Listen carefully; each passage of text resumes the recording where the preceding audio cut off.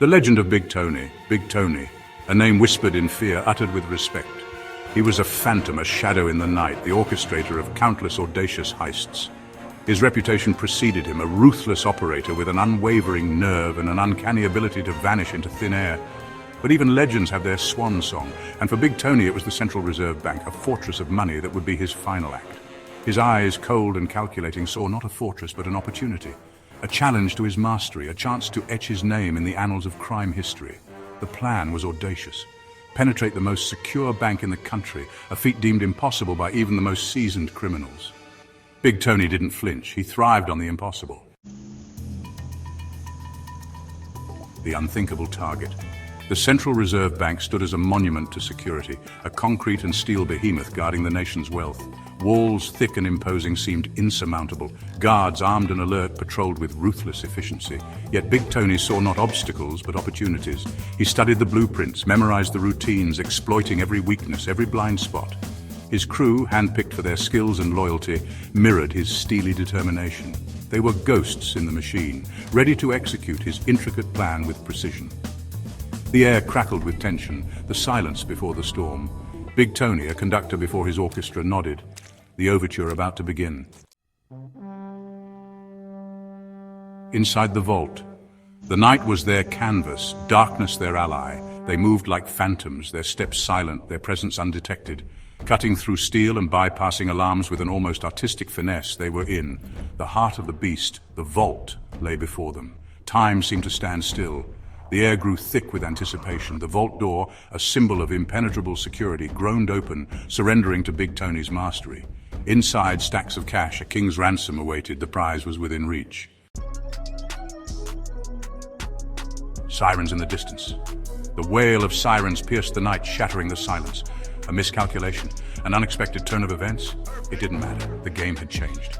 Adrenaline surged through Big Tony's veins, sharpening his focus. "We move!" he barked, his voice a low growl. The escape route, meticulously planned, became a desperate race against time. Bags of money were thrown into the waiting vehicles, their engines roaring in defiance. Big Tony, always in control, remained calm, his mind already 10 steps ahead. The chase was on. The city, usually asleep at this hour, became an amphitheater for a high-octane spectacle. The screech of tires, the roar of engines, the flashing lights of pursuing police cars painted a chaotic symphony on the urban canvas. Big Tony, at the wheel of a souped-up muscle car, pushed the vehicle to its limits, maneuvering through the concrete jungle with precision. Each turn, each near miss, each daring maneuver was a testament to his driving skills. He was a man possessed, the thrill of the chase fueling his determination. The city lights blurred into streaks of color as he pushed the pedal to the floor, leaving a trail of chaos and adrenaline in his wake. The chase became a deadly ballet, a game of cat and mouse played at breakneck speed. Police cars, like predators closing in on their prey, were met with Big Tony's cunning and audacity.